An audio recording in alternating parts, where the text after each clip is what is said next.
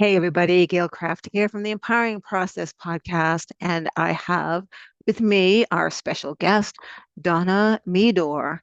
Donna is the founder of Smart Dating Divas, but we're going to talk about her experience with the phrase, "You're not here to make me happy."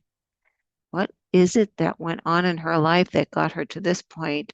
And maybe we'll talk and touch on the spiritual journey that she is now in the middle of that has led her to find her calling. Welcome, Donna. So, hello, Donna. Welcome. Thank you, Gail. It is so fabulous to be here. Oh, I've been drooling over this conversation because I know you always bring out the best in people. Oh, who knows where the conversation? That's why I always say, who knows where the conversation will go. I I did know. kind of hint that maybe we'll touch a little bit on the spiritual stuff, but we want to start off. Yes, woo, we want to start off with the statement that you made, that you're not here to make me happy. Um, so profound on Mhm. so many levels, Yes. right? Yes. So talk to us a little bit about what happened that brought you to that aha awareness. What a journey, right, Gail? Life in general. We hear words when we're younger and we don't really have the wherewithal to grab it or understand it. I happen to be a very literal person, almost too much, too literal. But it serves me in certain ways.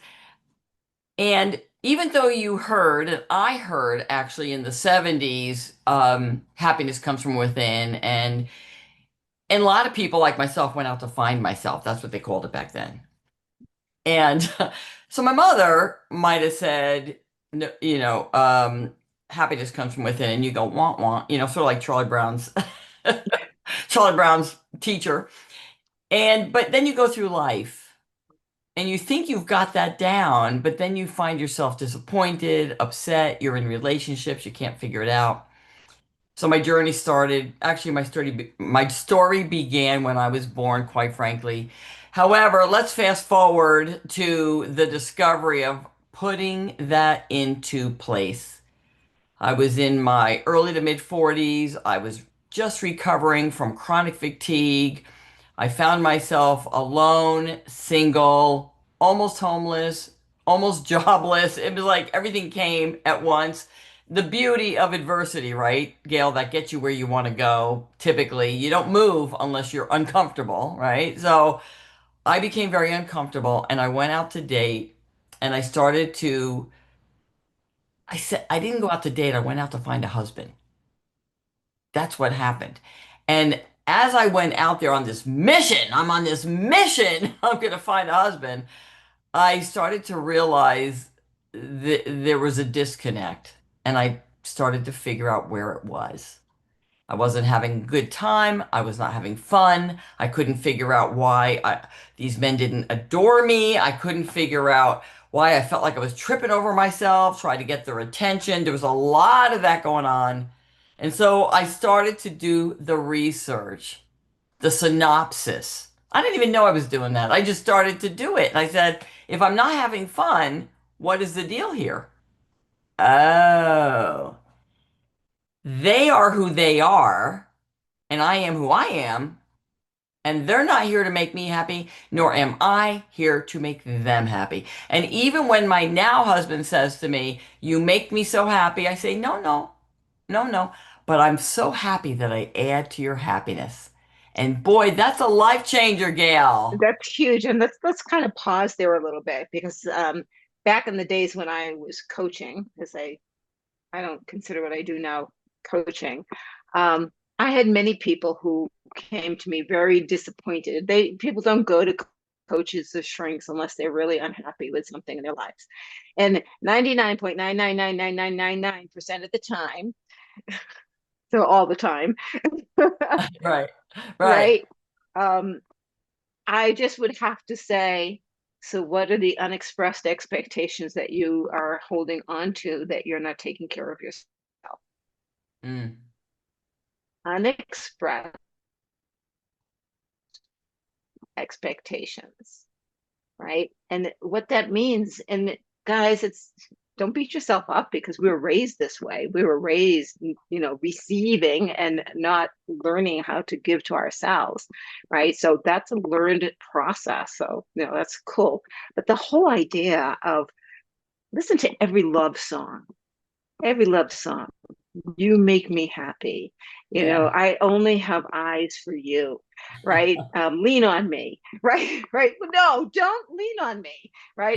I will hold space for you, right? But don't lean on, right? Then who's going to hold me up? I was going through major surgery, exploratory surgery, and my husband was there and he said, I don't know what I would do without you. And my thought was, this is the one time I need to lean on you and not you lean on me. I can't take this. And I asked him to leave. I told him to go home. Yeah. So you had an epiphany right there, I'd say. Yeah, yeah. And And, so and- that's what we're looking for, the epiphany, right? Mhm. So you woke up and you went, oh, I I'm not here to make you happy, nor am I supposed to expect you to make me happy. So Yeah. then what changed and what happened? Happiness truly does come from within, and this has put me on a spiritual journey as well as a relationship and dating journey. Now, of course, I'm remarried after the loss of my late husband, and I have different belief systems about that. But what's really fun is I was on a date with a guy. I literally was on a date with a guy, having a wonderful time, and somehow we said, I don't know why people take it so personally if you don't call him back. Like, and right there, right then and there, I had the name of a book that I didn't even know I was going to write, which is this book. And I never saw that guy again. It was amazing. We had a great time, but we never connected again. It wasn't personal. And there started my journey of writing a book that I never even knew that I would publish one day. I And had that read you all didn't the other publish right books. away. You didn't publish right away. No. Well, you could in 2004, you would have had to have $60,000 to publish a book. They didn't have ebooks. They didn't have the ability to get a Kindle or even get a private publishing. It would take me 10 years before I would discover that method, and I was able to get it published in 2014 for $3,000, and I was very grateful to do that. And then I didn't know how to market it. There was no marketing involved. It was just like, oh. So then I was like giving the books to people because I'm a healer and I had a trouble asking for money for my book. So this has been a constant journey. But getting back to the relationship thing and how I discovered, I read all the book. I did the homework, Gail. I did the books. I read all the books. And there was still something missing for me, which was prompted me to write my book. And then I started to realize I gained confidence. I started to stand a little taller, straighten my crown, and realize that we're not here to try to get on somebody's page or for them to get on ours. We're not here to do that. We're here to sift and sort and what works, what doesn't, what feels good, what doesn't. Are we aligned? Are we connected? Dating is not supposed to be hard, and a healthy relationship is never hard. Never hard. Jeff and I dialogue every day about the difficult conversations. For most people, they would be difficult, not for us. Whether it's religion, whether it's politics, whether it's money, whether it's what are we going to do next, what now, what next. It's supposed to be easy because we're dialoguing. We're not judging. We're not trying to get somebody else to believe our way or them to get us to believe their way. That's not, especially at this point in our life, Gail. Especially now when we've been through a lot of life. And now we're going, oh, you know what? I finally know who I am. And this is me. I'm all of it, right? I can only be who I can be. I cannot be who you might need me to be. And You does that? know, and it's like it's all of the goddesses fully expressed Yeah. within.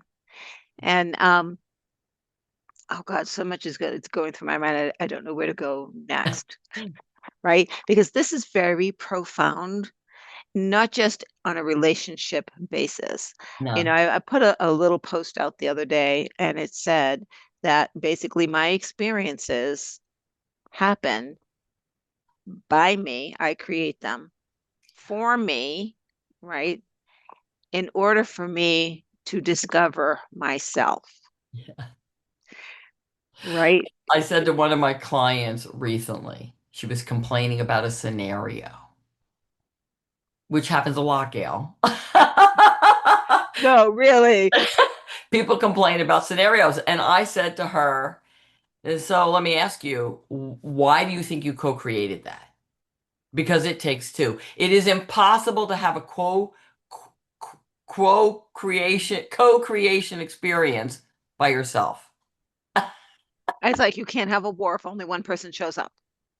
Right. So this actually happened in two different cases, independent of each other. And I asked the question, why do you think you co-created that? Why do you think you caused that?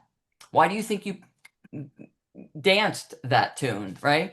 And they both stopped and sort of like, it was one of those walk into a brick thing, they're like, I never thought of it that way. But when we take responsibility for our encounters, the world opens up. We are no longer the victim. We are a victor, and we can pivot accordingly.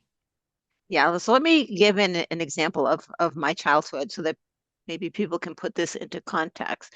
Okay. Um, because discovering yourself is not lessons. It's not lessons, guys. You're not being beaten over. It's discovering who and what you are. So as a child growing up, I grew up in a family that was all about lies and secrets. Don't tell your father. Don't tell your sister. Don't Oh. tell, don't tell, don't tell. Now, I'm a soul realignment practitioner, so I know as of creation my soul. And my soul is truth, and I'm a seer. And here I am in a sea of lies, and my soul is truth. Mm, Needless to say, it was very stressful and confusing for me as a child. right. Sure. But in order for me to discover my truth of who I am, the contrast of this life showed me what truth is by me living in a sea of lies. Of course. You needed it. You asked for it. Not that you needed I it. asked, You I asked for it. created it. You created it. Yes. Isn't Yes, that lovely? It's yes, so lovely to be reminded that we are spirit and we are human. And so it requires a focus if you want to go from one side to the other. It's kind of hard to look at two fingers at the same time or two images at the same time, right? Our brain has to figure it out. And I just love this that I know for me, I get to help my dating divas in ways that sometimes I don't see coming. And because I am a dating intuitive and I roll out the questions and the conversations in ways it is always my intention to heal, to help, and to give it and deliver it in a way they can receive it because it requires a shift. It's not about the other person, it's about love within. Right. And a lot of us, it's sort of cliche. It's like, oh, do you love yourself? Yes. I go get massages. I take care of myself. I get a mani-pedi. The love within, we dig deeper, we dig deeper, we dig deeper, right? That's what the S in Smart Dating Divas stands for. yeah, Self-love, self-expression, self-understanding, self. We can go forever because, right. And it's what's interesting, Donna, is so I work with people who are, on the ascension process and they've hit the dark night, they've hit the wall. mm, And frequently, 99.99999% of the time, we hit this self-love yeah, issue. yeah, And self-love means when you were 20 years old and you made a really crappy decision that may have impacted a relationship, a child, yourself, you're still holding on to that. That means you don't love yourself and you don't love that experience. You have to love yourself, all of the goddesses, yeah, all of them. And right. some of the goddesses are pretty harsh. They're warriors, Yeah. right? Um, I call language is how I affect people. Mhm, As a youngin, having gone through growing up in a gang, mm, I could cut you down with my tongue and walk away and leave a bloody mess and not give a crap. right. Mm, Now, I have choices. I can feel really bad about the horrible things that I said and did, or I can look and say, that's the only tool I had at the time. I did the best I could with the knowledge I had, and it taught me compassion for someone who is doing that right now. that's So beautiful. you love it. And also we can remember, Go ahead. not that this is an excuse, and I would never really, this is something that goes through my mind, is whoever you cut with your tongue was in a co-creation mode. You didn't do it by yourself, right? So yes, you want to step back and reflect, and now you're in growth mode. And good for you, by the way. Congratulations, because it is the disparity of our life that brings us to different points. And I ended up where I am because of the Mhm. passing of my late husband. Now, do I think he's dead, dead? No, I have a different belief system about that. I feel him. I talk to him. I have a late husband and a now husband, and we get along very well together. We don't fight for bathrooms. It's all really good. But the fact is, it was a blow. And when he went down, I went down. Yeah. And I learned through the process of the grief how to embrace it and honor that grief and then let it go. Like and it was a process, it was a constant process. It wasn't one big, okay, here you are. But remember, the body keeps score, right? We know that the body keeps score.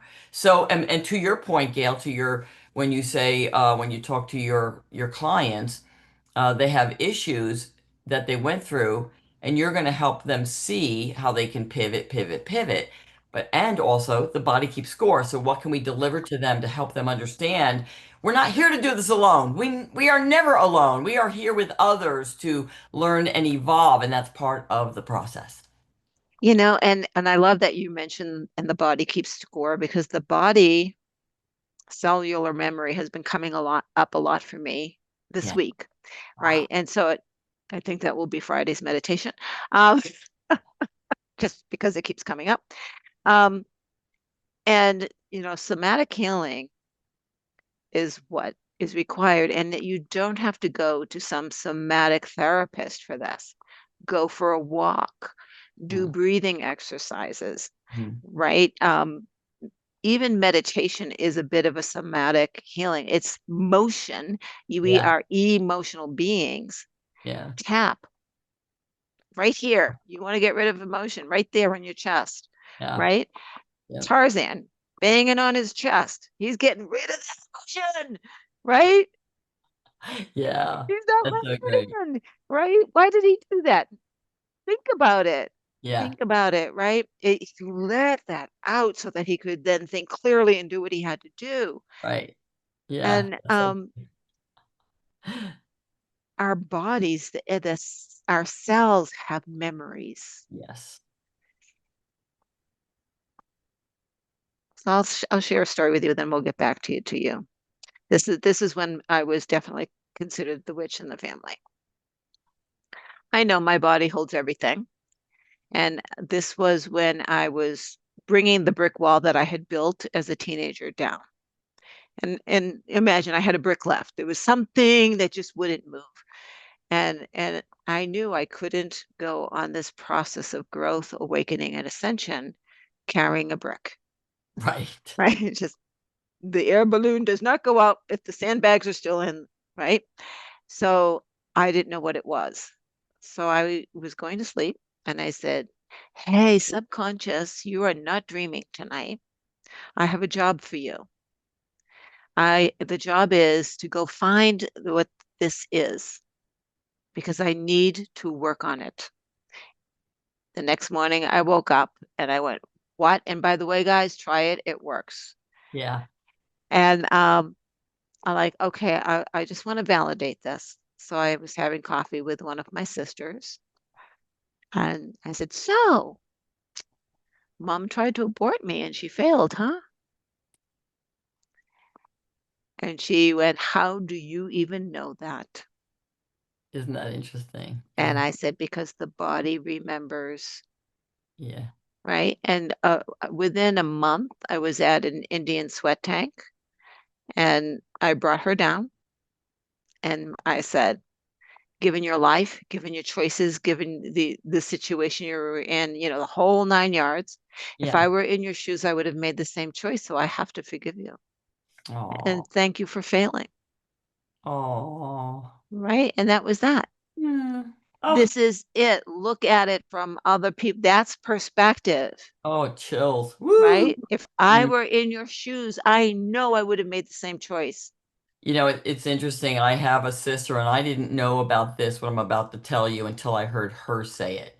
We were at my mom's. We got together once or twice a year, all of us, and there's 6 kids, right? 5 daughters. My mom. We doted on mom, but anyway, my youngest sister says to my mother, um, "I was unwanted."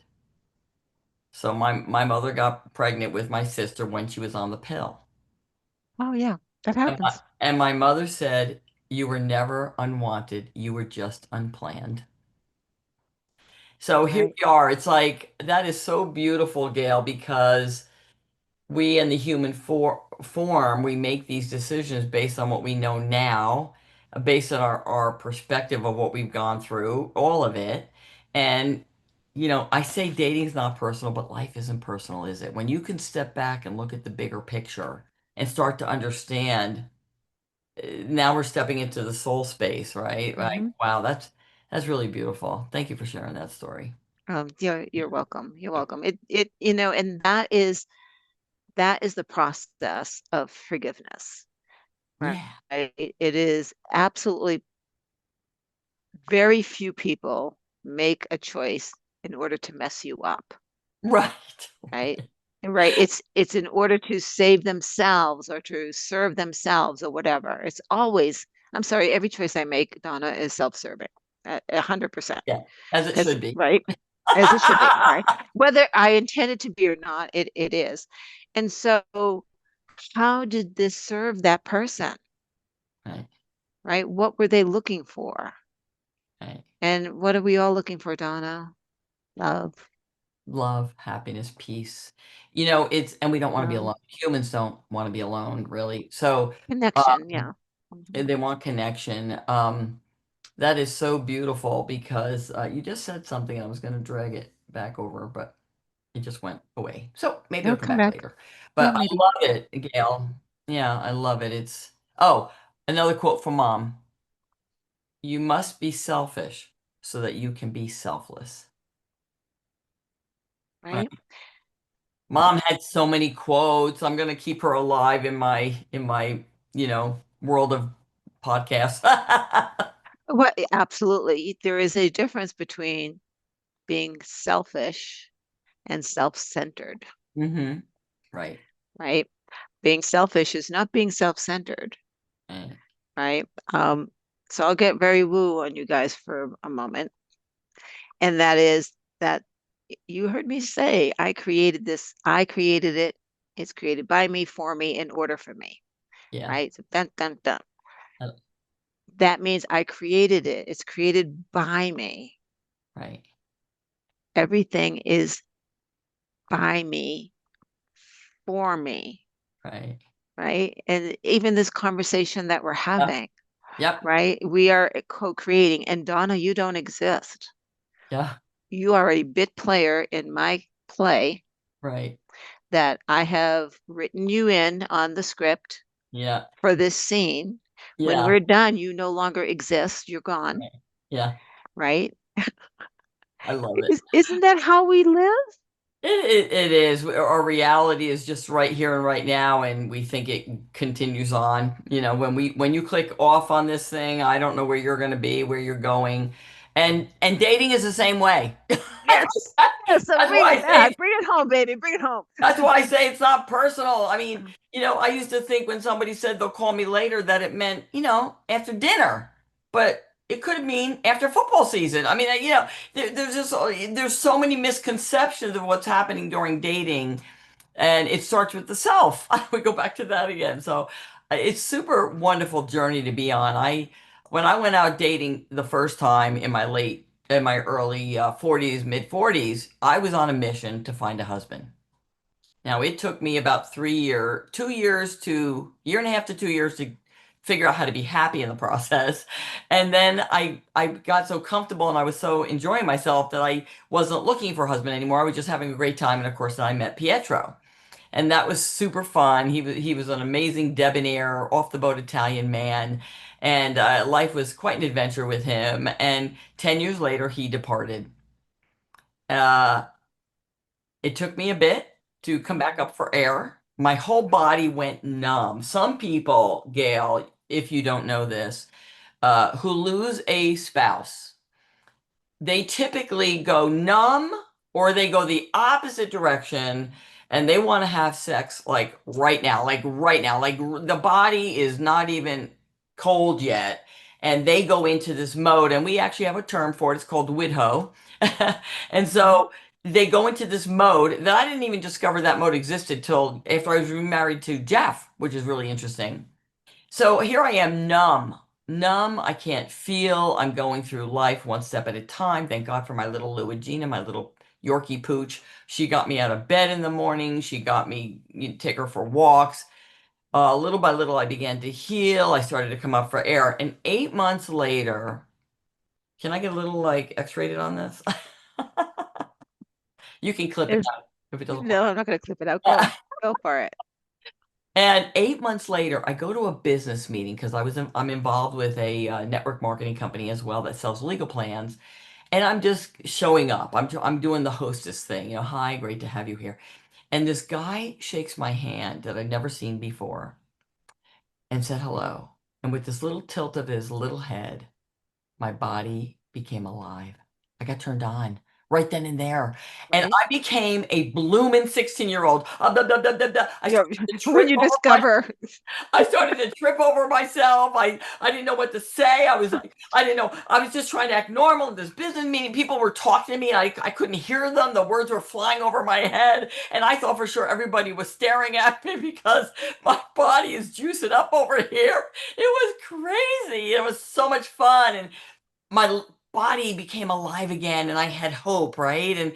And driving home, I was like kind of singing and I was so excited. Things were turning around and then I stepped back in the house and I remembered I was a widow. So it took me another couple of months to get things moving, but that was a journey and that is a result. This has resulted in me becoming a dating coach for women because 6 months after I went back out to date, Mr. Jeffrey walks into my life. So what are the chances of somebody meeting not one, but two amazing, incredible men in a row? I'd say that pretty much makes me really unique, because you have dating coaches out there who are not in relationships or don't, not, there are some, but not all. And I go, wow, I think I got something here. So I figured out I had a system. And this yeah, is to help women tuning into themselves first, right? right. And I do Mhm. have a freebie if you want it. I'll give it to you so you can drop it in the link for Mhm. women who want to understand the 3 pillars that I used myself both times to have an incredible relationship with an incredible human being. Okay. Did it start with me? Absolutely, it started with me. You know, I have another live that I do every once in a while, and I had two people on that lost their twin flame, both of them. And um, one of I've known for years, and she said, when I divorced, you asked me, hey, who are you? And you said, no, who are you? You figure that out first. Right. Then you can find the man. Yeah. And she said, Yeah. it took me 3 years, 3 years. Is that But that, all? but that, and her story, as is was his, was she literally was not looking for anyone, but she had her shit together, Yeah. and she looked up, Yeah. and he looked over, and they were like, bam. Yeah. Yeah. Yeah, it's a beautiful thing. I met Pietro while I was networking. So I never saw that guy come, and he was 12 years older than me. We were at a cigar lounge in New York City, you know. So I'm over here dating all these younger ones, you know. And then he walks into my life and he was 12 years older. And it took me 2 months to realize there was something special going on. I never saw it coming. And with Jeff, literally, he came into my inbox.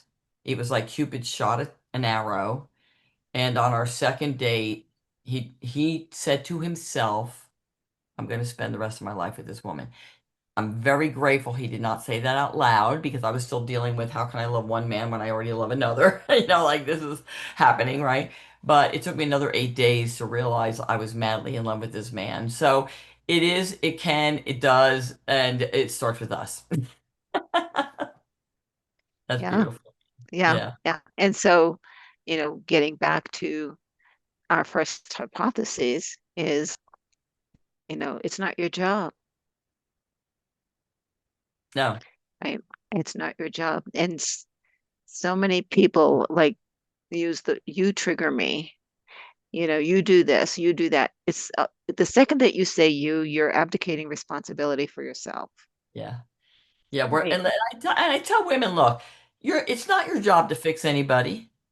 And by the way, if it was, now is it their job to fix you? I mean, we got to give it both ways if you're going to play that game. Right. And Right. and people say, well, I Right. don't want him to change me. Well, what makes you think you're going to be changed? Can you change him? So, we just remind women who they are, Gail. That's what we do. We remind them who they are and to help them Yeah. straighten their crowns. And they're beautiful, and they're beautiful. I mean, if I can love myself, warts and all, Yeah, right. then someone can love me, warts and all, Yeah, and I can love someone else, warts and all. Yes, warts ma'am. and all, right? That's beautiful. So if someone wanted to get in touch with you, Dawn, I'm telling you guys, you got to do this thing. How would they do that? Even just for a conversation with her. Yeah, I would say go to YouTube. Smart Dating Hmm. Divas is on YouTube. I read all my comments there, every single one of them, and there's a lot of great information right there on that channel. Absolutely. Smartdatingdivas.com/ABC is the freebie.